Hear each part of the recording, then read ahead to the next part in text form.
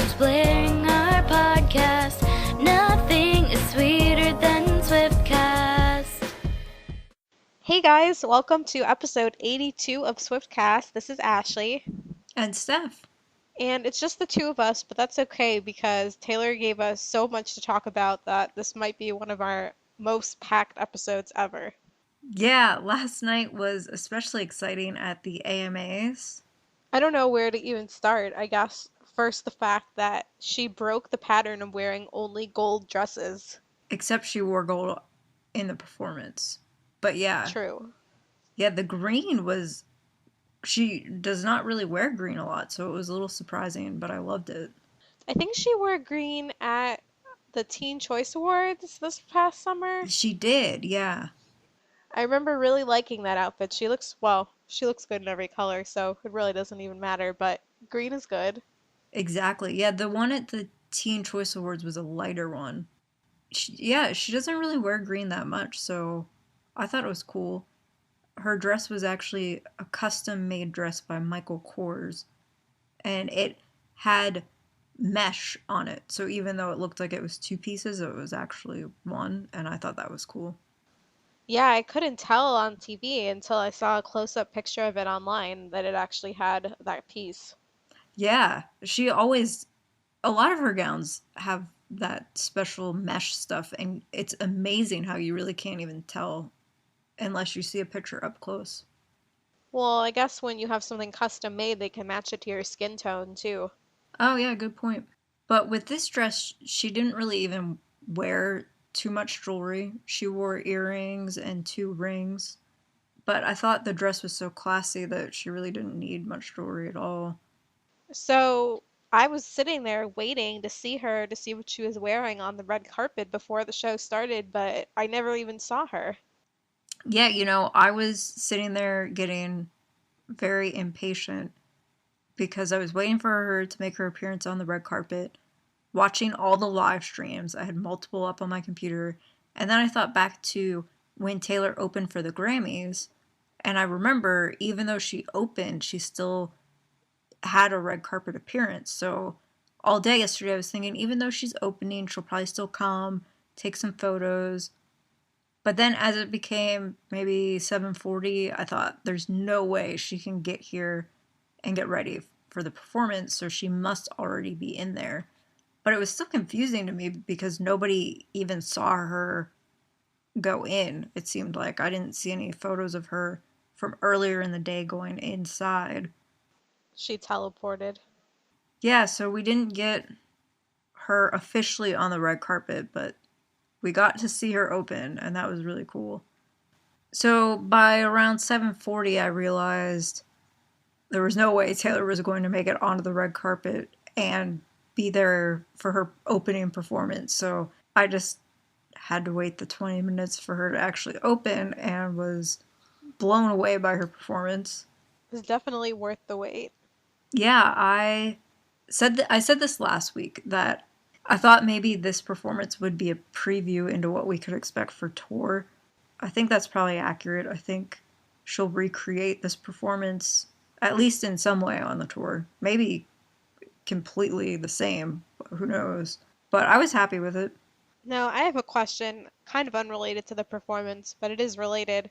So, you may have noticed that all of her dancers on this performance were male. Mm-hmm. Do you think all the dancers on the whole tour are going to be all male? That's a good question. If you think back to her VMA performance of Shake It Off, they were also all male. Right.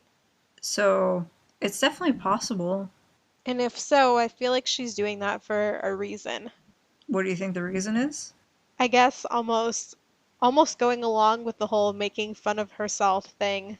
Like, Being no, surrounded by guys. yeah, I'm not chasing all these guys. They're chasing me, like they're surrounding me on stage. I don't know.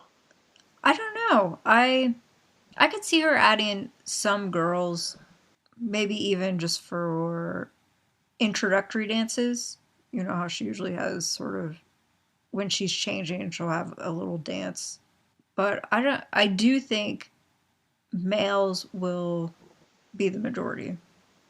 Well, I definitely think that this performance is going to end up being very similar to the tour because it just brought the song to life completely, and it was similar kind of to the video and just was so good.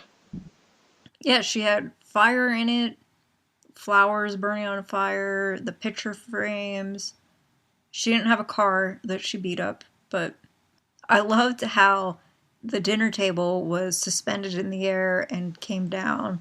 I think that would be cool to see live. She really mastered the crazy eyes. She truly did. We got some of the best photos ever from that performance. I really think that her inspiration behind it was think of all the gifts that people will have. Exactly. I think she was going for that. She probably was thinking, I can't wait to get on Tumblr and see all of my crazy faces. Didn't she retweet some BuzzFeed thing today with a list of all her gifts? Yes, I think so. I just thought that was what really struck me the whole time is I just couldn't, I mean, there was so much going on stage, but I feel like I missed a lot of it because I just couldn't stop watching her facial expressions. Yeah. The costume change was pretty sleek too. She just tore the skirt right off in the middle of the performance. That was cool.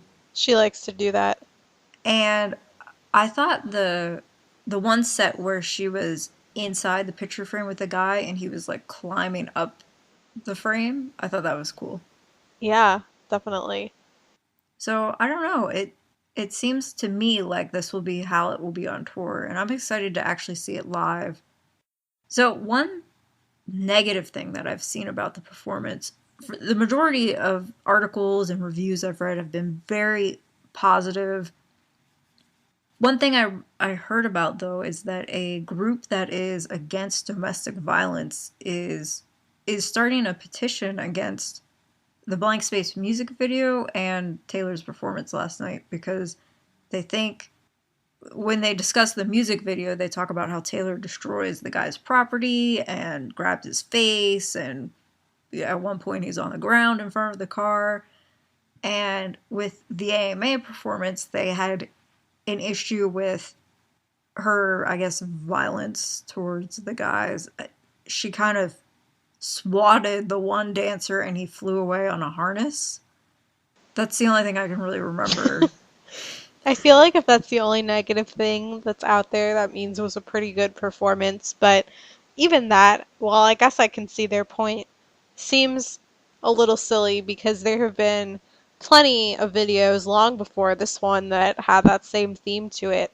I think back all the way to Carrie Underwood on Before He Cheats.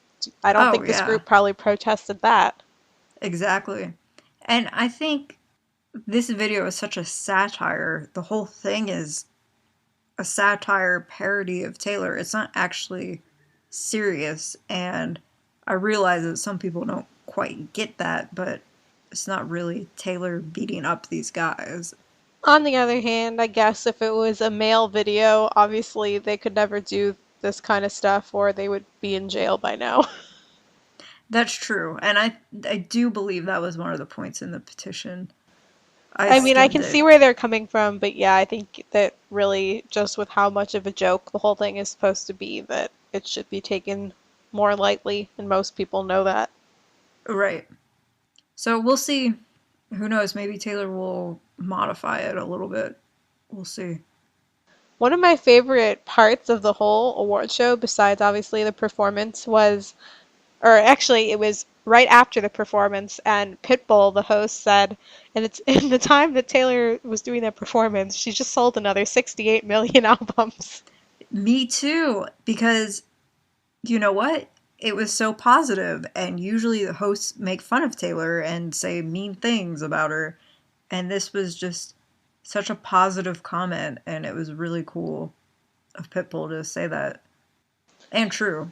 I mean, come on. Maybe not quite 68 million, but when you look at her sales, she definitely had to have sold a number of albums within those 4 minutes. Oh, yeah. And I can guarantee sales of just Blank Space and the album were way up today after the whole performance and show. But I'm happy to see that it seems like the tides are changing kind of rapidly between what it used to be. If you look last year with all the jokes and just negativity towards Taylor that was completely unwarranted, now there are so many people defending her and giving her positive comments, and it's just nice to see people finally recognizing how great of a musician, songwriter, person, just everything she is. So after the performance, we had to sit through a number of interesting performances while we waited for Taylor to come back to receive her special award, the Dick Clark Award for Excellence. Yeah, the only thing that got me through some of those performances was looking for Taylor in the crowd. She had really great reactions to Lord, the Ariana Grande, Jessie J, and Nicki Minaj song Bang Bang. And then during Selena's performance, Taylor got a little emotional because Selena was up there just pouring her heart out pretty much for her new single, The Heart Wants What It Wants. So that was tough to watch. I felt bad for Selena and Taylor, but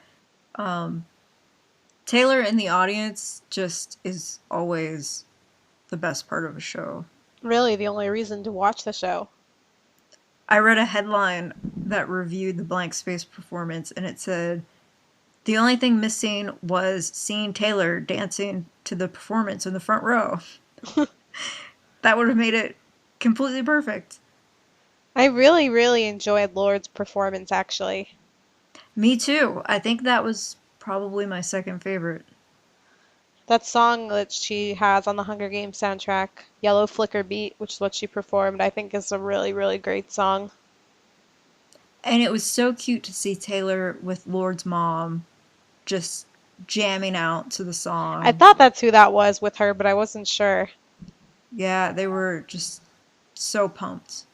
I also liked Sam Smith's performance a lot. I think I missed that one.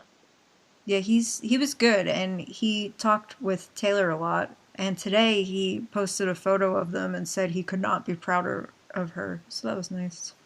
That's really nice. I'm still kind of surprised that he's not opening the tour. I know. You know, I was just thinking the other day how terribly wrong we were with all of our predictions for openers on tour. Well, we just were paying attention to everyone that she seemed to be spending a lot of time with or really enjoying their music, and we were wrong about everything. She totally surprised us. But yeah, Sam would have been cool. So finally, it was time for Taylor to receive her award. Yeah, this was the best part of the night, having Diana Ross, a true legend, giving Taylor this award. And they played a little montage showing Taylor at the secret sessions and giving gifts to fans, going to a fan's house. It was just really nice to see. It listed all of her sales numbers. And then when they gave her the award, her speech was just perfect. She thanked us. And one of my favorite parts was she said, "Thank you for investing in albums," because by doing that, what we're doing is saying that music is valuable and albums should be consumed as art and appreciated. And with her stance on streaming, that makes sense. And Taylor truly just sells you an album. It's a story. It's a whole piece of art that we consume, and not just bits and pieces through streaming or iTunes. And that's one of the things I love about her. There are very few people who can get fans to buy an entire album these days. But Taylor makes it worthwhile. Her speech was just so good. The award looked really cool too. It did. It seemed like in the video montage that they showed right before she came up that they were pretty much coming right out and saying that the reason why she breaks all these records is because she does things like what she does with the fans. Yeah, and I agree with that in part. I think it's also because she writes her own songs, can play instruments, is a fantastic performer. But I think what a lot of musicians these days don't realize is that without the fans, you have nothing. But Taylor has known that since day one. And that's how you have loyal fans, is by actually making a connection with them. And Taylor makes a connection with us not only through her lyrics, but through, as she said in her speech, having a glimpse into our lives like we have a glimpse into hers. I think that all the people that have gotten to do things like the secret sessions, we were all already buying her albums, several copies every time it came out, even before she did stuff like this for us. So it's not because of that, it just makes us love her even more. We'd still be buying them either way. If anything, I feel like the stories of her doing these things kind of go viral, and the rest of the world who didn't already love her just falls in love with her, and her fan base gets even bigger. I definitely think that's true. I could never meet her, never get any acknowledgement from her, and I'd still buy every single thing she ever put out. Exactly. Yeah. Even before this album, I was buying multiple copies of every album. But I will admit, with this album, I bought more copies than I ever had before. Well, you had to But get all the Polaroids. I had to get all the Polaroids and Swiftcast codes. But I think that the thing she does with fans makes us, if it's even possible, but even more loyal than we were before. And so we just keep doing more and more to support her in every way we can. I totally agree. And I think that might also be, aside from the Polaroid sets, why I bought so many more copies for this album. Well, this was the first official award show since 1989 has been out, and I can't wait to see all the award shows that she dominates over the next 2 years.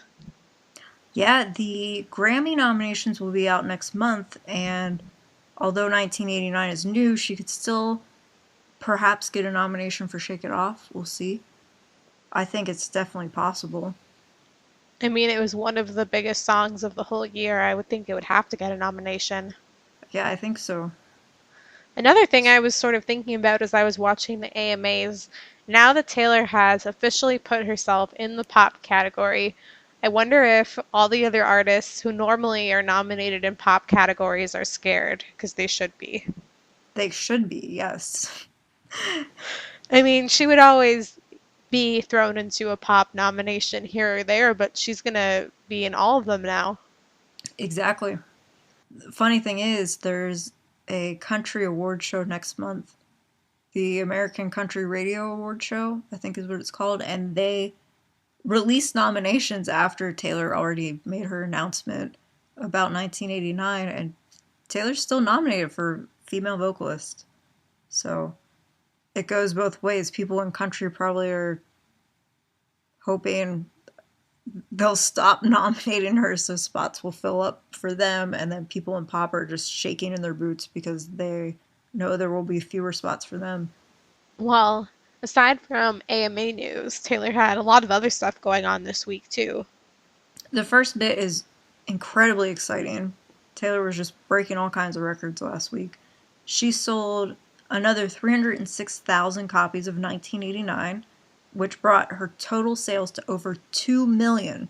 So she sold over 2 million copies in less than a month. Super cool. Shake It Off was certified 4 times platinum in just 3 months. And Taylor also became the first female ever to replace herself at number 1 on the Hot 100 when Blank Space bumped Shake It Off from the top spot. And they said that in her award ceremony, too. They did mention that. I was impressed that they got on that so quickly. So, a couple of country artists, Garth Brooks and Blake Shelton, recently came to Taylor's defense about her decision to take her music off of Spotify. And Garth Brooks said that he applauds her because songwriters are hurting, and without them, music is nothing. And then Blake also agreed and said that streaming music really hits songwriters hard, and that he definitely agrees with her. Yeah, it's really nice to hear this because so many people seem to be just giving really negative opinions on her decision to do this, but I wasn't surprised at all, and I think it makes sense. Well, before the Grammys in February, the next award show that you'll likely see Taylor at is the People's Choice Awards. We don't know for sure yet whether she'll actually attend, but she has 3 nominations, and those include Favorite Female Artist, Favorite Pop Artist, and Favorite Song for Shake It Off. They will air in January, but you can vote for her now in all 3 of those categories at peopleschoice.com. And while you're voting for that, you also need to go to time.com and vote for her for Time's Person of the Year, because that would be really awesome for her to win. Yeah, I was excited about this. She's never been Time's Person of the Year, and what they do is they take the poll and calculate it with a bunch of other scores and determine who actually is the Person of the Year, but that would be really cool. And as you know, Taylor right now is on the cover of Time, and she's on many other magazines right now too. Wonderland, Bloomberg Business, Lucky, and ASOS. And in her interview with Wonderland, I thought this was really interesting. She said what her top lyric on 1989 is, and it's from Clean. She said her top lyric is 10 months sober, I won't give in, now that I'm clean, I'm never gonna risk it. So it was cool. It's one of my favorites. And during that interview, she also mentioned that we already know this, but her top lyric from Red is still, you call me up again just to break me like a promise, from All Too Well. I also completely agree with that choice too. I definitely agree. And I was going to say, I went out and I always try and buy all her magazines, and I just bought Time and Bloomberg last week. And Bloomberg, her face is literally the whole cover. It is. Like, they stretched out her face so it takes up the entire... I was like, I've never seen that before. Yeah, it's really cool. But I was actually a little disappointed with the article in Bloomberg because it's not actually an interview with Taylor. Yeah, it really goes over all of the stats. Which is good, I guess, and important, but I was looking forward to another interview. Yeah, me too. But the reporter did hang out with Scott Borchetta and had some good quotes from him, so it's definitely still worth reading and worth buying just for that cover. Exactly. That's what I was going to say. So finally, there's a really good piece that just came out. It's by Victoria Brownfield, and it's called In Defense of Taylor Swift and Why the Hate is Just Plain Sexist. And we won't go into it too much right now, but it's a really interesting read. You can find it at shewired.com, and you should definitely check that out.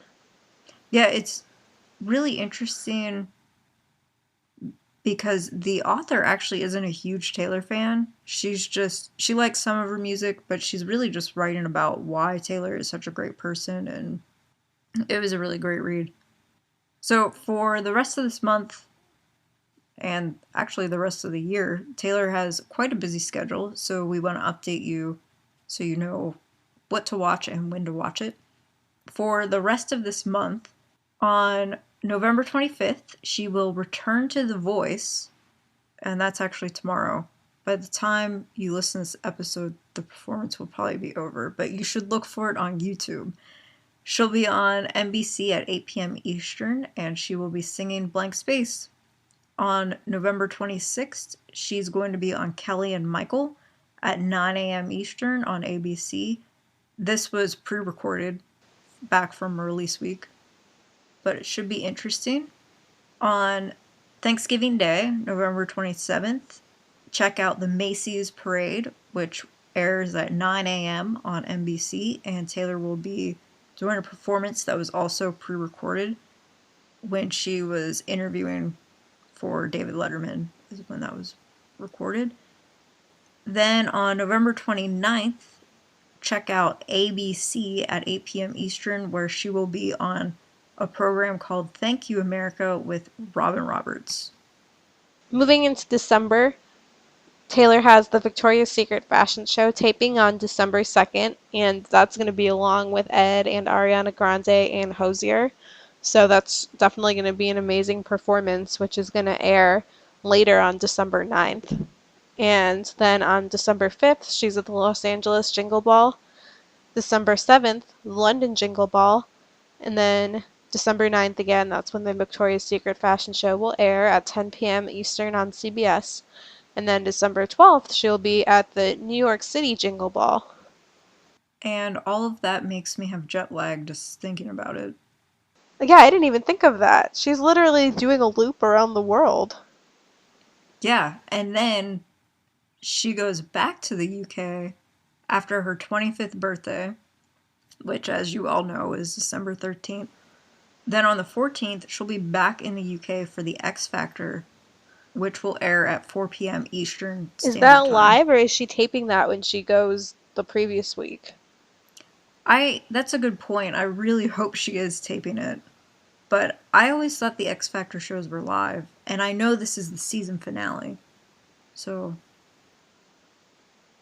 you would think the season finale would definitely be live, but for her jet laggedness, if that's a word, I hope she's pre-recording it. On December 14th at 8 p.m. Eastern on ABC, you can see Taylor on Barbara Walters' 10 Most Fascinating People of 2014. Should be very exciting. I've been waiting for years for this to happen. They don't need to have 9 other fascinating people. They just need to make the whole show about Taylor. Exactly. I'm not fascinated with anybody else. Me either. If they want to throw like Ed in there, maybe he could have some time, but other than that, it should really just be all Taylor. It should be. I feel like I've been waiting for 6 years for this to happen, so I actually really can't wait. And finally, Taylor will ring in the new year with us on December 31st. She'll be performing on Dick Clark's Rockin' New Year's Eve with Ryan Seacrest. And I think she's going to be pretty much the headlining performance, but the show begins to air at 8 p.m. Eastern on ABC. And another piece of exciting news, if you live in LA or you're planning to go there anytime soon, the Grammy Museum there is going to have a Taylor exhibit, and it will open on her birthday, December 13th, and it will run through May. So I'm bummed that I don't live in LA and can't go see it, but I hope you guys do. I wonder if after that exhibit is over, if they'll move any of that stuff to the Country Hall of Fame. Oh, that would be good. I was bummed that they didn't at least line it up with when she'll be taking the 1989 World Tour to LA. I know. So many people are traveling there for that. Yeah. So, I don't know. I don't think I can justify making a special trip to LA just to see that. I'll have to live through pictures. Well, maybe it'll be so popular that they'll extend it. Oh, yeah. Could be. Well, now it's time for our fashion segment. Taylor had some really cute outfits in the past couple weeks. Some kind of affordable, some not as much.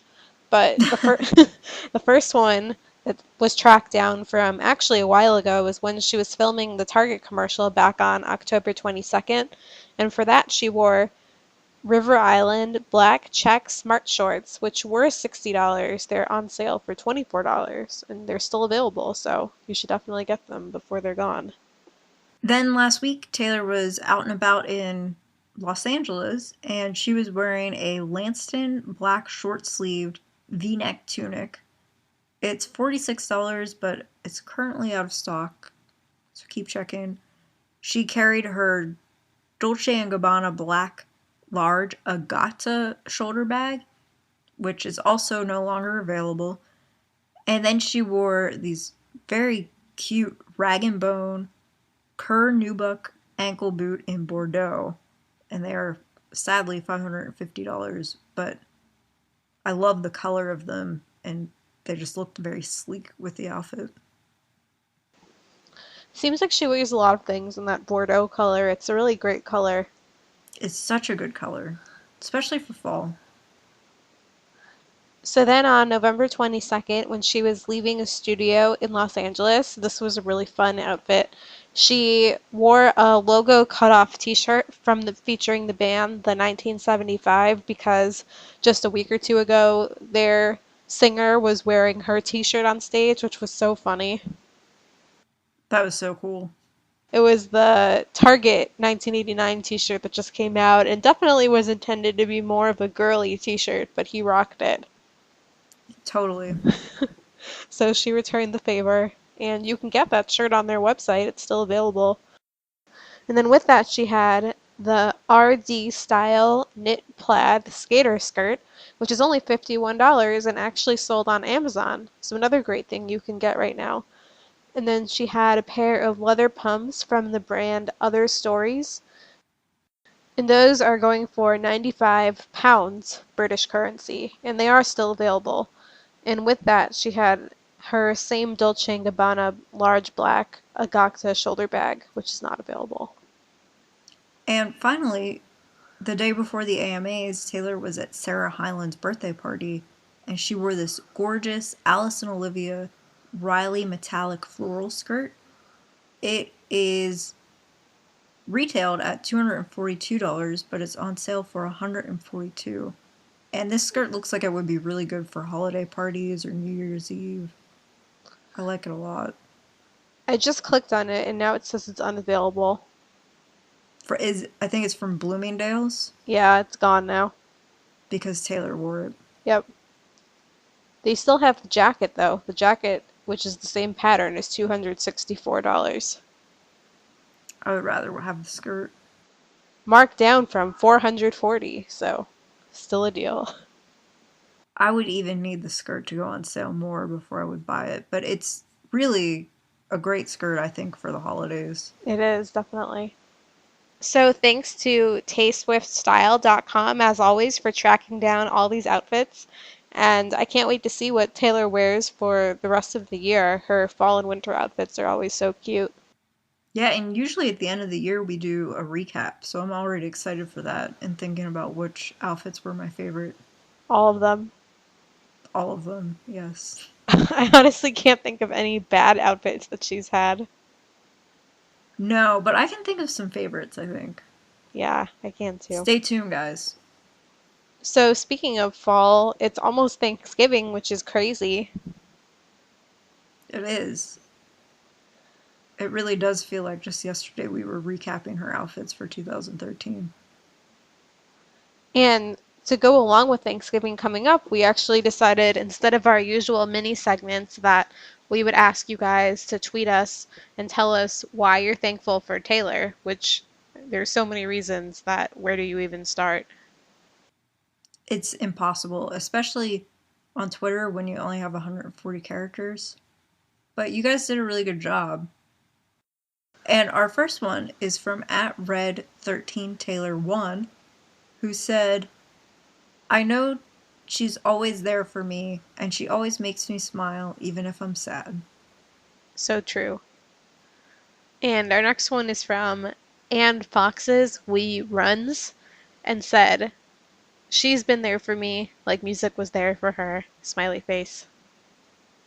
Oh yeah, that one is so true. Her quote when she said in the past, people haven't always been there for me, but music has been. And we just, as Swifties, all relate it back to her. People haven't always been there for me, but Taylor Swift has. Exactly. From @Hella_good hair, she helped me get clean and stay clean. The next one is from @FearlessSwifty. I'm thankful for Taylor because she is who she is, that fearless songwriter that inspired me. And our next one is from @StillTheSwift. She's everything that anyone would ever want in an idol and is an absolute angel. I think she's proved that more and more lately. Oh yeah. I really like this next one. It's from Amelia. She said, she taught me that we all deserve our own fairy tale, and most important, it all begins with loving yourself. Yeah, I really love that one. Especially just with recently, a lot of her statements. You don't need a relationship, a romantic relationship, to be happy. Just love yourself, be yourself. She's been giving such great messages to all of us recently. Our next one is from @FearlessHoovian. I'm thankful for Taylor because she's helped me grow as a person and has given me a person to look up to as an example. Definitely. Our next one is from @StitchSwifty, and they said, she's inspired me to have a career in music. I now write songs and play guitar. That's really cool. Our next one is from @RedTourSwift_. Taylor has always been the person in my life who I can look up to. She answers my questions in her songs, and she is so relatable. Yeah, I think, like we mentioned earlier in this episode, Taylor connects with us through her songs and answers our questions about life. It's awesome. The next one is from @TorySwift13. Taylor has gotten me through the toughest times, and she was my best friend when I had nobody else. Okay. Our next one is from @Swifty3S. I'm thankful that I have someone like her to look up to who can always cheer me up when I'm down. So true. And our next one, Megan, says something similar. She gives me a reason to be happy even on my saddest days. Our next one is from @Hi, it's me, Martha. She saved me when my stepdad died, and I can't thank her enough. Yeah, I think Taylor helps people no matter what life circumstance and just tragedy you have to deal with. A lot of times she's the only one who's there. Our next one from @Swifty1307 says, I'm thankful for her heart of gold. I'm thankful for her having music that's so relatable. Her music is my therapy, and there's not one thing about Taylor I'm not thankful for or extremely grateful for. That was so well said. Our next one from @TTaylorSwift13 said, she changed my life and made it so much better. Our next one is from @WonderstruckT_S, and she said, because she's always there for me and brings so much joy to the world in spite of all the negativity. That's so true. Yeah, this reminds me of when we went to see her on The View, and the hosts of The View said Taylor filled the whole studio with so much joy, and they had never seen anything like it. And she just brings joy to the world. It's like a Christmas song. She just... Appropriate. Especially now that she's being Santa Claus, she just makes everybody so much happier. And our last one is from @JenFearless13. She has got me through some tough times, and I'm so thankful for her. I think there's a common theme in all of these. Definitely. And you guys have really put it well. For me, I try to think about why I'm thankful for her, and there are so many reasons. I think all of you said them for me, but it's really just what I mentioned earlier. She's there for all of us, no matter what life brings you. When you have no one else to turn to, I either listen to her music, watch videos of her, look at her tweets. She just always finds a way to make the day better. And even when you have a good day, she still can make your day even better. It's like if I'm happy or sad or just normal, she's just always there and makes my day better no matter what kind of mood I'm in. Yeah, and I think besides all of that, she just makes life so much more fun. Exactly. We wouldn't be able to interact with listeners like you, or go to shows, or go to New York. Or even know each other. Or even know each other without her. So many people have forged such great friendships just through being fans of Taylor.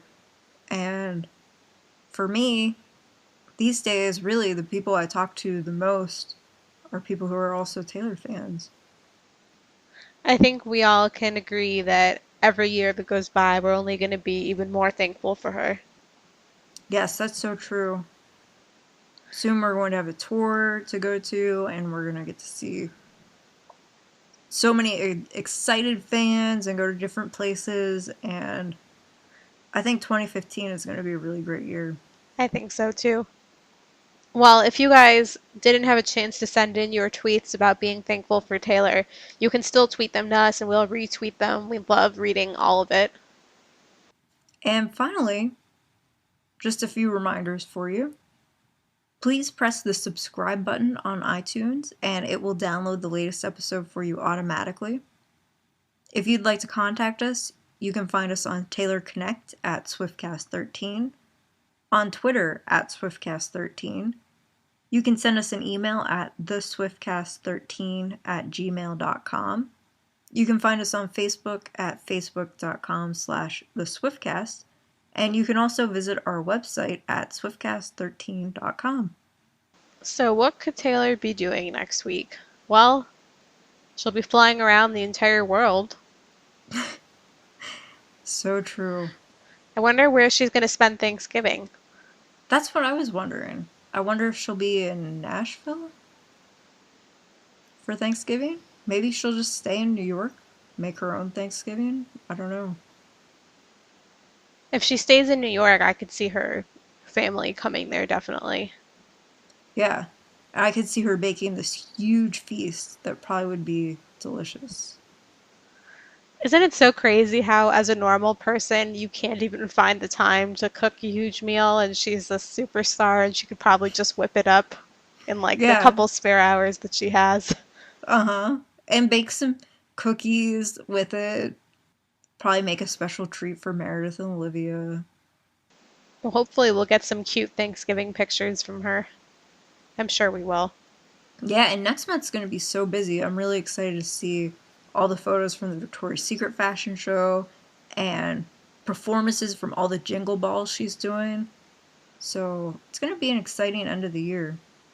Definitely. Well, for now, for episode 82, this has been Ashley. And Steph. And we'll see you guys next week. Happy Thanksgiving. Bye, guys. Bye. Thank you for listening to this episode of Swiftcast. Visit us on the web at theswiftcast.com. The theme song for Swiftcast was written and performed by Sydney and Chuck. Swiftcast is not directly affiliated with Taylor Swift, Big Machine Label Group, or 13 Management.